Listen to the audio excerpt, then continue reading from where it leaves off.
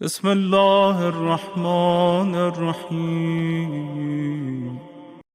حضور گئے وہاں تک جہاں تک کی دعوت تھی، لے جانے والا بھی وہی تھا، اہتمام سفر کرنے والا وہ تھا، صرف پیغمبر کو بلایا تھا، دلدل پر نہیں گئے، ناقے پر نہیں گئے۔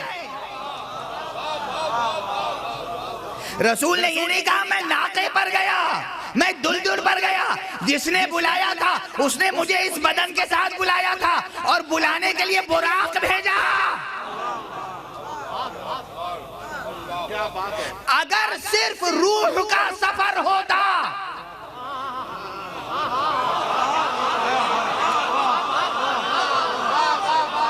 تو روح ایک ایبسٹریکٹ ریئلٹی ہے، روح حقیقت مجردہ ہے، روح کو سواری درکار نہیں ہے۔ صلوات پڑھ دے محمد و آل محمد۔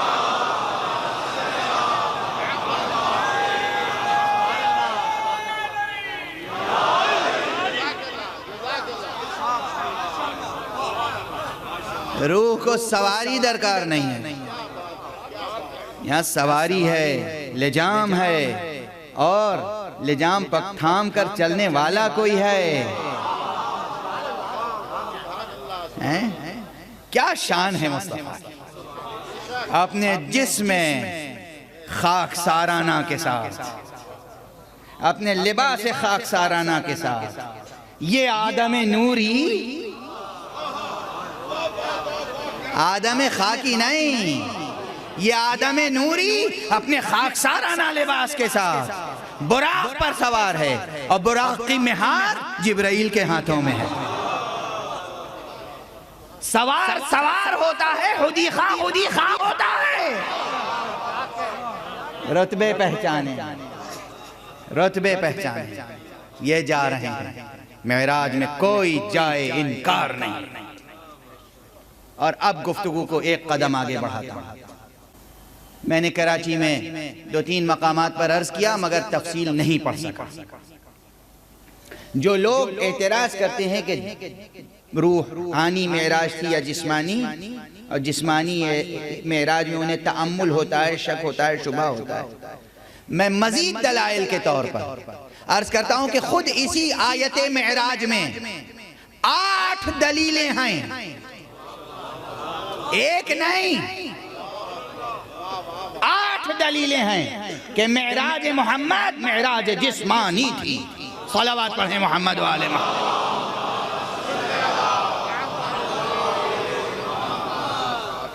معراج جسمانی تھی۔ سب سے پہلی دلیل، آیت کا آغاز سبحانہ سے کیوں ہوا؟ کبھی غور کیا ہے آپ نے؟ سبحانہ تنزیہ ہے، تنزیہ یعنی پاک ہے، منزہ ہے۔ کن چیزوں سے پاک ہے، منزہ ہے؟ کثافتوں سے، نجاستوں سے، جیسے ہم پاک ہوتے ہیں۔ جسم و جسمانیات سے منزہ ہے، زمان و زمانیات سے منزہ ہے، یعنی وہ جسم نہیں رکھتا، وہ کوئی جسمانی تقاضے نہیں رکھتا، وہ زمان میں محصور نہیں ہے، وہ کوئی زمانی شرط کو قبول نہیں کرتا، وہ خالق مکان ہے، خود مکانی نہیں ہے، وہ خالق زمان ہے، خود زمانی نہیں ہے، وہ کسی جہت میں نہیں ہے، کسی محل میں نہیں ہے، کسی مقام پر نہیں ہے، کسی سمت میں نہیں ہے۔ اب جب وہ اپنے بندے کو لے جائے گا تو ممکن ہے ذہن بشری یہ سوچنے لگے، ممکن ہے یہ سوچنے لگے کہ آخر اگر خدا ہر جگہ موجود ہوتا تو یہیں اپنی رازدارانہ باتیں کیوں نہ کر لیتا؟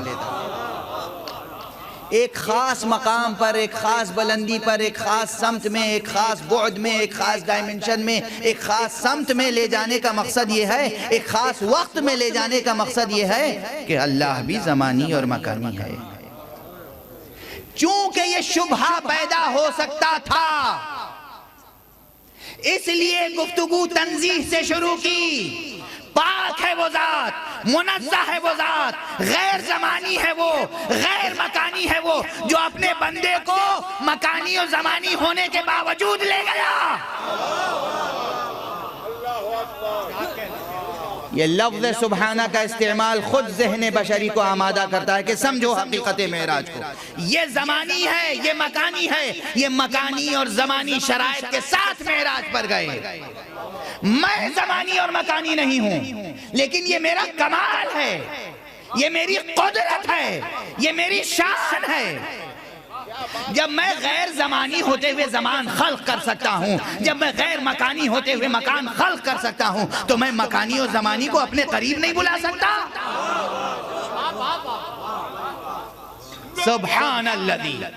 اسی آیت کا پہلا لفظ بول رہا ہے کہ معراج جسمانی ہے. حضور جسم و جسمانیات کے ساتھ گئے، یعنی اپنے پورے وجود مقدس کے ساتھ گئے، اپنے پورے وجود مقدس کے ساتھ گئے. جسم کے ساتھ، جسمانیات کے ساتھ، جسم پر جو لباس تھا اس کے ساتھ، قدم مبارک میں جو نعلین تھی اس کے ساتھ. کیا شرف مصطفیٰ ہے جس کی نعلین گوشوارہ عرش بن جائے.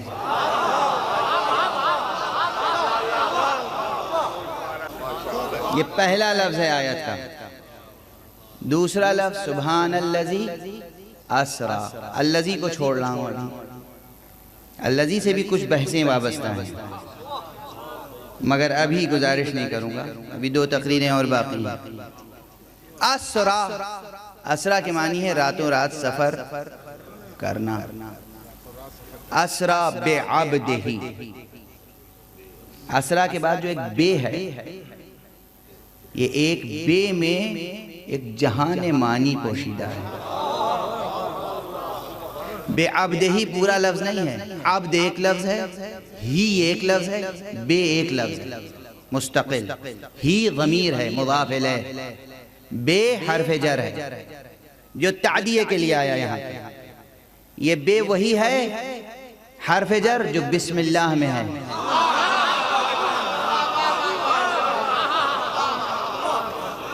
یہ بے وہی ہے. عربی گرامر کا سبق ہے یہ. عربی کا یہ ایک حرف بے 14 معنی کے لیے استعمال ہوتا ہے. نحو کی کتابیں اٹھا کے دیکھیے، ایک حرف بے میں 14 معنی سموئے ہوئے ہیں.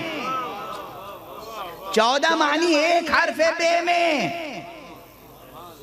بس اب اس سے زیادہ صراحت نہیں کروں گا، لطف آپ خود لیتے رہیں. محظوظ آپ کا ذہن خود ہوگا، آپ کا قلب خود محظوظ ہوگا، ورنہ پھر مجلس جو ہے وہ عربی گرامر کی کلاس میں بدل جائے گی. وہاں بے وہ بھی حرف جر الگ معنی کے لیے آیا، وہ استعانت کے لیے آیا. یہاں بے حرف جر تعدیہ کے لیے آیا. کیا کہنا اس ذات کا، پاک اور پاکیزہ ہے وہ ذات جو اپنے بندے کو لے گئی، عبد کو لے گئی. وہ ذات بظاہر جبرائیل لے جا رہے ہیں، بظاہر براق پر جا رہے ہیں. پروردگار فرما رہا ہے یہ سب میری قدرت کا کرشمہ.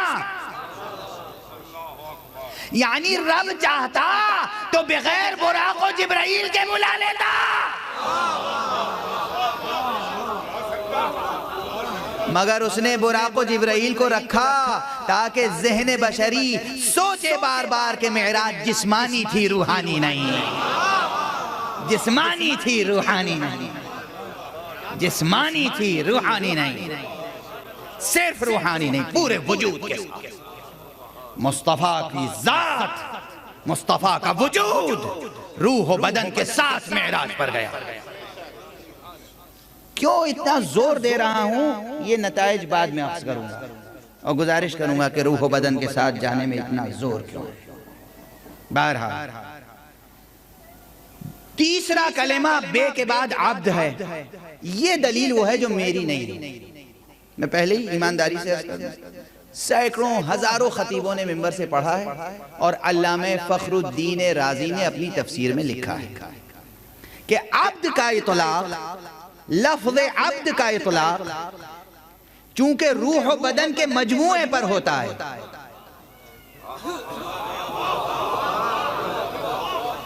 صرف روح کو ہم عبد نہیں کہتے، صرف بدن کو بھی ہم عبد نہیں کہتے، بدن کو جنازہ کہتے ہیں، عبد نہیں کہتے۔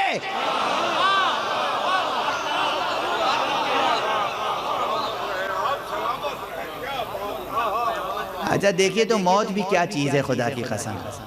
آقا مرے تو مرنے کے بعد جنازہ، غلام مرے تو مرنے کے بعد جنازہ۔ آقا اور غلام کا فرق موت بھی مٹا دیتی ہے۔ پھر جنازہ ہی کہتے ہیں، جنازہ رکھا ہوا ہے، ایک جنازہ رکھا ہوا ہے، کس کا؟ فلاں کا جنازہ رکھا ہوا ہے، یعنی فلاں کا۔ کیسی دوری پیدا ہو گئی، کیسی مغایرت پیدا ہو گئی۔ ابھی میں آپ کے سامنے بیٹھا ہوں، آپ یہ نہیں کہیں گے کہ یہ ان کا بدن بیٹھا ہوا ہے، یہ عقیل بیٹھا ہوا ہے۔ ابھی روح مفارقت کر جائے، کہیں گے عقیل کا بدن پڑا ہوا ہے۔ وحدت میں دوئی پیدا ہو گئی۔ غور فرمایا آپ نے؟ تو عبد کا اطلاق روح و بدن کے مجموعے پر، اور روح و بدن کا مجموعہ معراج پر جا رہا ہے۔ لے کون جا رہا ہے؟ الذی، وہ لے جا رہا ہے۔ یعنی اب اعتراض بندے پر نہ کرو،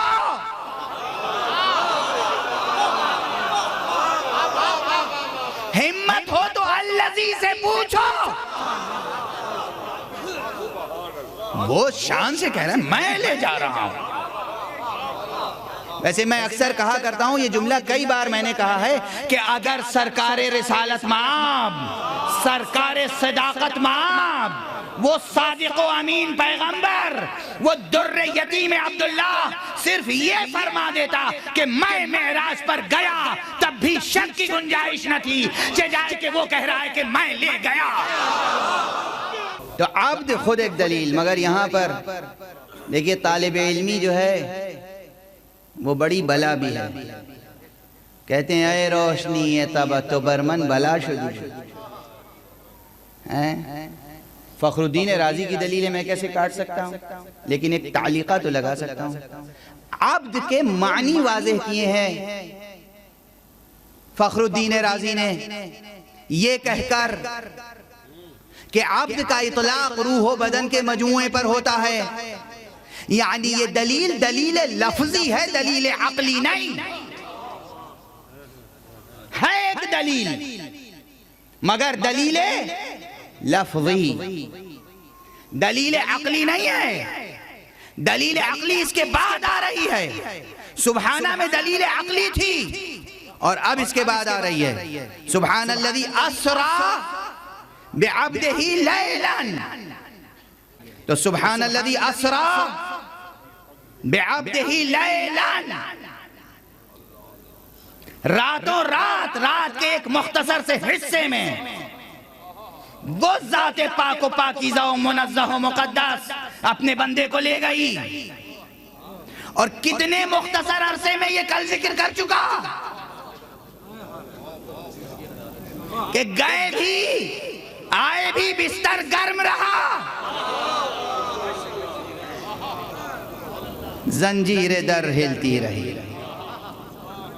واضح ہے؟ اچھا یہاں پر گفتگو کو روک رہا